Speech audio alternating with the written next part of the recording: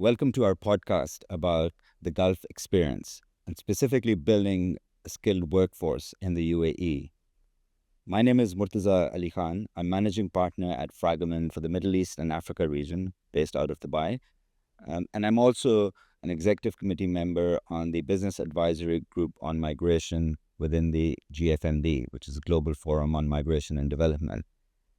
I'm here today. I'm very honored and very pleased to be with Her Excellency Shayma Al Awadhi. If I turn over to you, Your Excellency, to just introduce yourself.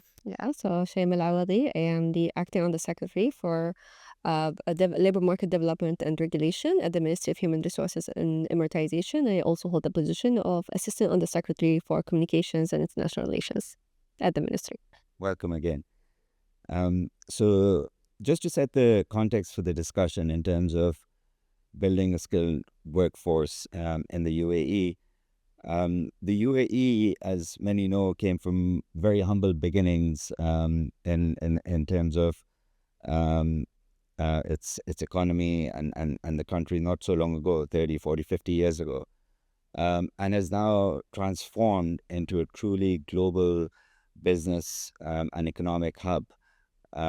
And a big part of what underpins this transformation has been the engagement of a global workforce, starting initially from the lower to mid-skilled, now to all the way to higher skilled people.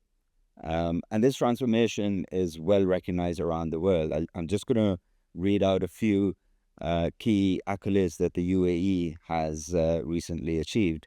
In 2025, in the IMD World Competitiveness Ranking, the UAE ranks number 1 in terms of the absence of bureaucracy index. In the same report from IMD, it is ranked number 1 as venture capital as a percentage of GDP. In the same report, yet again, it ranks number 1 in 10 key labor market and employment related indices.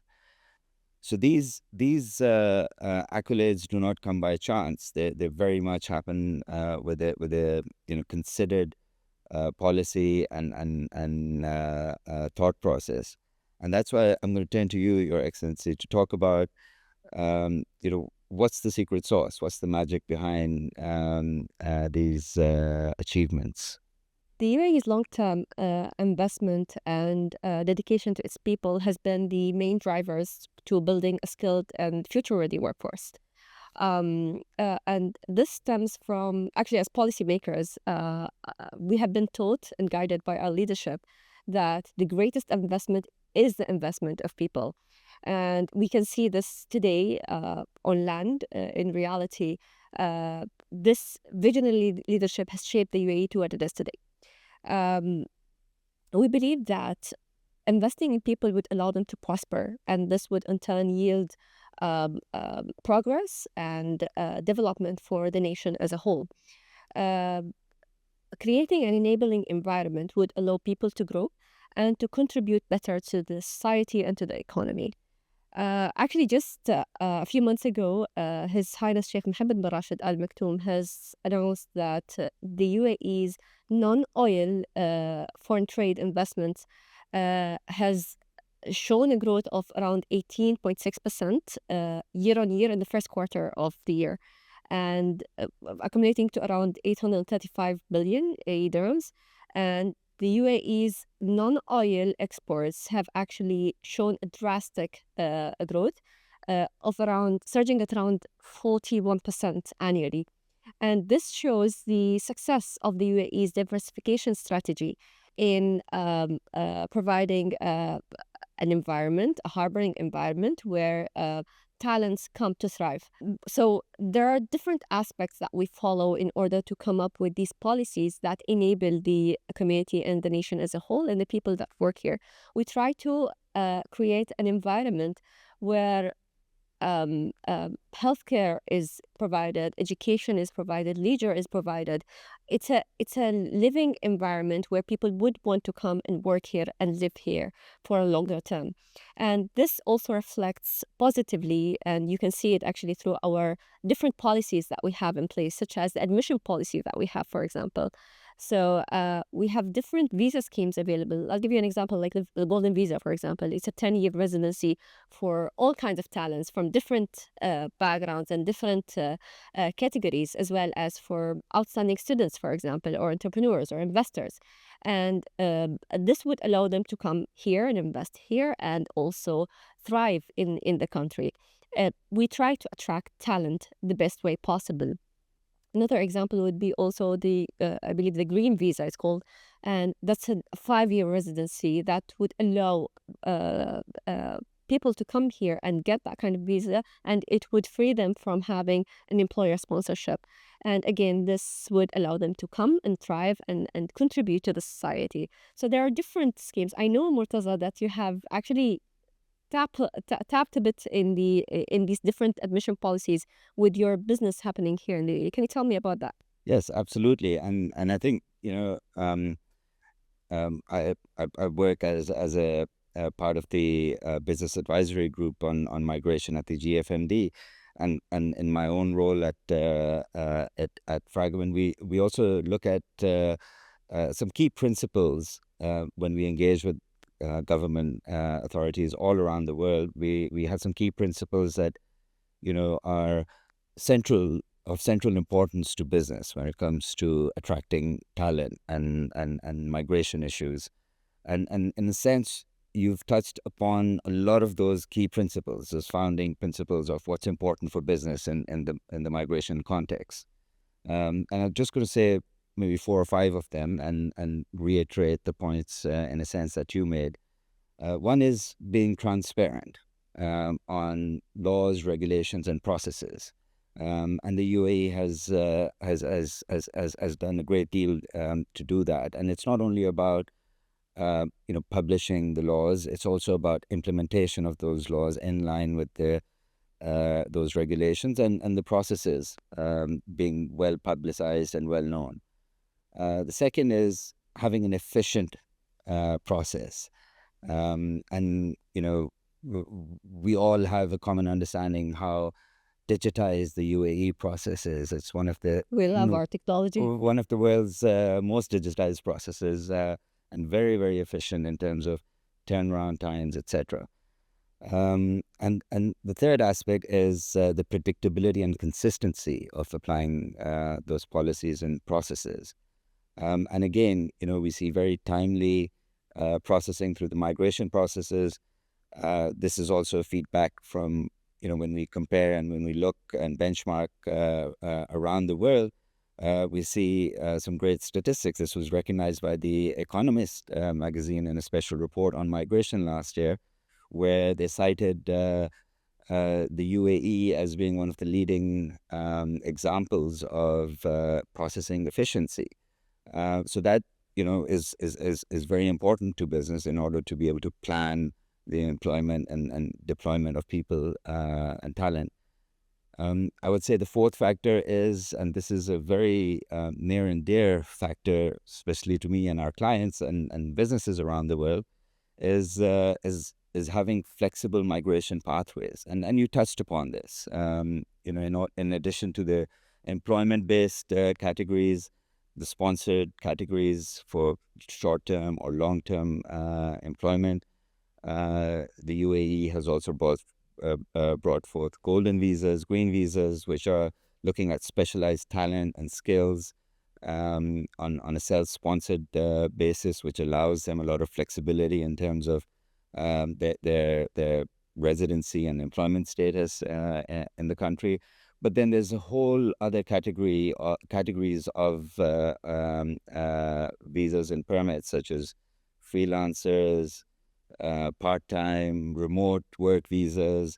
And what it's doing is it's creating an ecosystem of options for employers to engage talent in the way business needs to engage talent, and especially in a modern world where the nature of engagement with the modern workforce. We talk about Gen Z. It's changing dramatically, right? And it's really critical to have these flexible pathways available for business to engage talent and whatever is required, and creating these laws and regulations around these pathways enables the businesses to do it in a way that is according to the regulations, and there are protections for the workers under the laws and regulations as well. So it creates a safe environment for everybody to do so. And the last point I would mention and reiterate what you said is about the general infrastructure behind it, right? Of course, the living and residency ecosystem, the security, but also things like non-discrimination laws, equal opportunities across genders.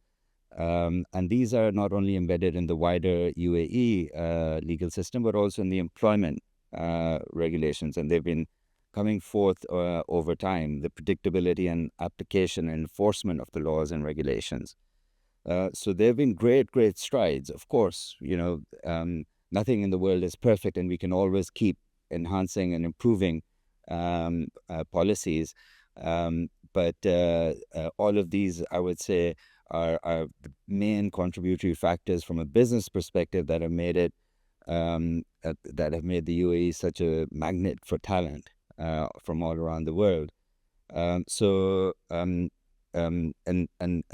one of the things that we also look at around the world is, and especially in the narrative around migration nowadays, is almost a push and pull tension between engaging the global workforce, migrant workers, versus also building a very sustainable and robust policy to ensure the local talent is also engaged into the labor market, which is, of course, something that bodes well for the economy in the longer term. The UAE draws a relatively good balance in this regard.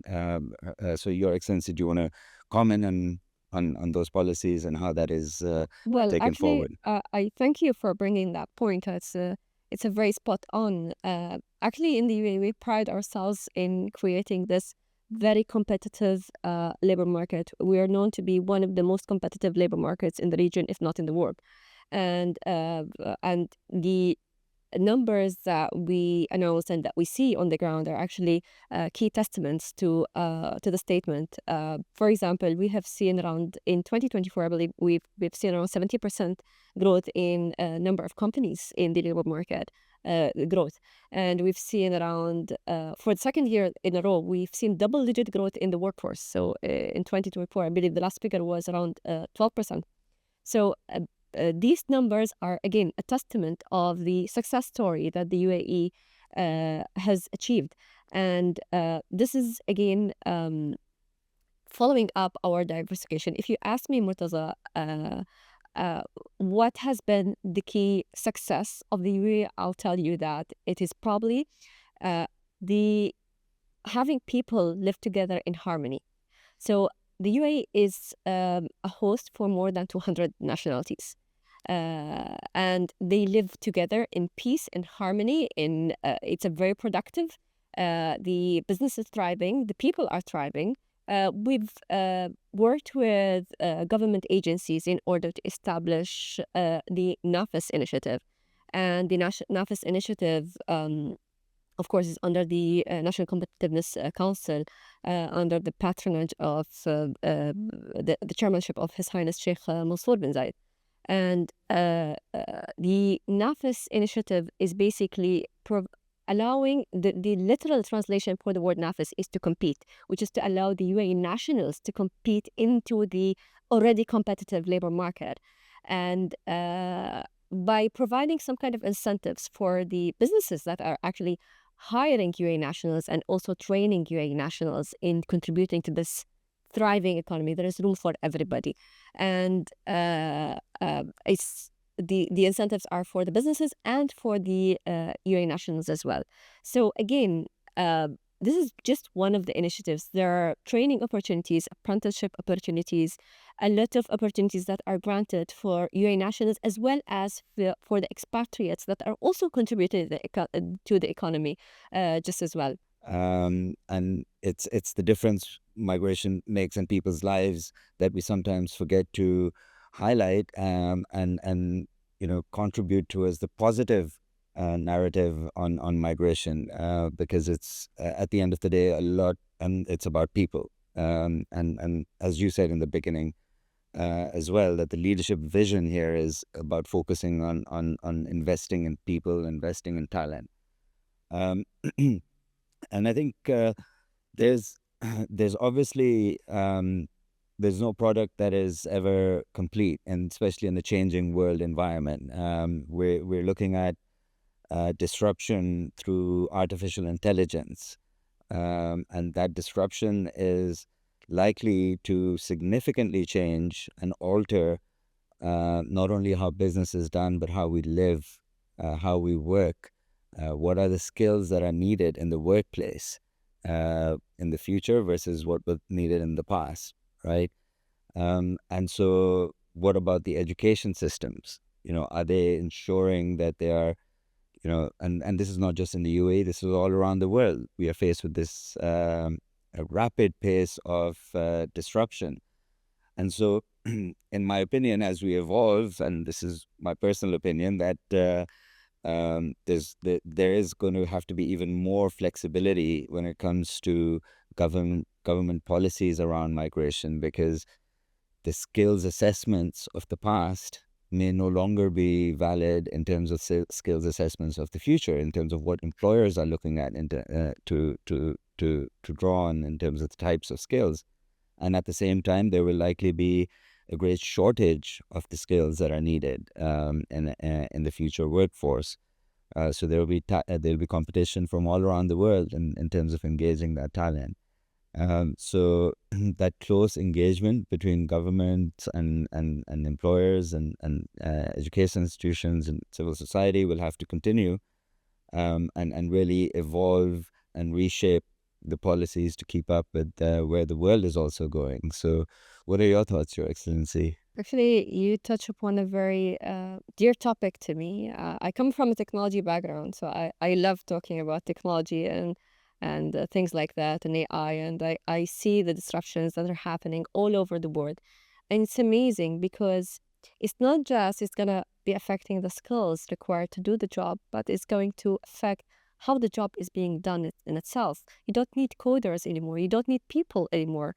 You don't need people in certain areas. Some people fear that jobs will diminish it or there will be shortage of jobs. I don't think so. I think um, you would the shape of the labor market is going to change, but you would still need people to do this work for you and to help you think. You need to know how to use technology in order to build or go through the path that you want to achieve. In the UAE, we also love our technology. We have the minister of AI, obviously, and we have different government bodies that look after different initiatives of technology. And with the recent investments in AI data centers, I believe it has been announced also. And so what the way that we operate in the labor market in itself, for example, let's talk about the UAE. So in the UAE, I mean, in MOHRI, Ministry of Human Resource Emiratisation, the way our systems operate are heavily influenced by AI and heavily embedded with AI. Um, this comes from our commitment to have a better governance of the labor market. So we use AI heavily in order to, detect issues with the transactions that are submitted to Mohri, detect fraud, for example, or find out certain aspects or find certain insights about the labor market that we were not paying attention to before. Um, uh, we want that we want to make it so that the data speaks for itself, rather than having me go and dig for the data and the information that I do require. So yes, it's quite interesting. You probably have heard about the what's it called, the work bundle in the UAE, and again, this is one of the zero bureaucracy initiatives that the UAE has invested in heavily, and it's a collaboration between multiple government departments. So where you would be able to finish the entire cycle of transaction from start to finish, from getting the work permit, from doing the medical checkups, from doing the Emirates ID, from the entirety of the contractual cycle into through one system that is citizen centric, where the business itself is contributing to, as well as the worker is also contributing to. So we're heavily investing in all aspects of technology, and we're very proud of these achievements. Absolutely. And I really like what you said about the use of AI based on data and allowing the ministry to also engage in enforcement activities. I mean, I've been in the UAE nearly 2 decades, and I've seen the evolution of the process here in terms of moving from a very manual paper-based system to electronic systems, and then beyond in terms of digitizing and integrating of different government agencies. And now we're moving to digital identity, and how that's linking everything together across government departments with the example of UAE Pass, etc. So with that, it's been a wonderful discussion. Likewise. So much. Likewise. Your frank and open conversation. If you have any concluding remarks. Well, I thank you for having this very interactive discussion. It was absolute pleasure. If you allow me, just for the benefit of our viewers, you mentioned the Abu Dhabi Dialogue. I just want to give a brief about the Abu Dhabi Dialogue. So, part of our multilateral engagement with labor sending countries and labor receiving countries in the Asia GCC corridor, we have established the Abu Dhabi Dialogue, which is a consultative platform between those member states, so the labor sending countries and labor receiving countries in the Asia GCC corridor. We have all GCC countries members, as well as around 11 labor sending countries from the Asian corridor. And the Abu Dhabi Dialogue is, and we have also, by the way, a lot of international organizations such as IOE, for example, and the ILO, and different international organizations, the IOM, I believe, and different other organizations that are part of the ADD platform as observers, and they contribute with researches that benefit this migration corridor. And we're very happy to announce that the upcoming cycle of the Abu Dhabi Dialogue is happening next February. The ministerial session is happening in next February, on sidelines of the World Governance Summit, which is happening in Dubai. And I look forward to meeting you there as well. Thank you very much. And I think that's the continued engagement in multilateral government processes, but also private sector and business engagement. I think I spoke about this earlier, the central importance of that in the day and age that we are, with the change around us, will be critical. And it reminds me of a quotation, of a famous quotation from His Highness Sheikh Mohammed bin Rashid, that in the race for excellence, there is no finishing line, and our work needs to continue, and our work needs to continue to evolve. And I think you are very much across that. So thank you very much again. It's been a pleasure. And I think it's been an illuminating discussion for me. Thank you so much. You. Thank you. Appreciate it.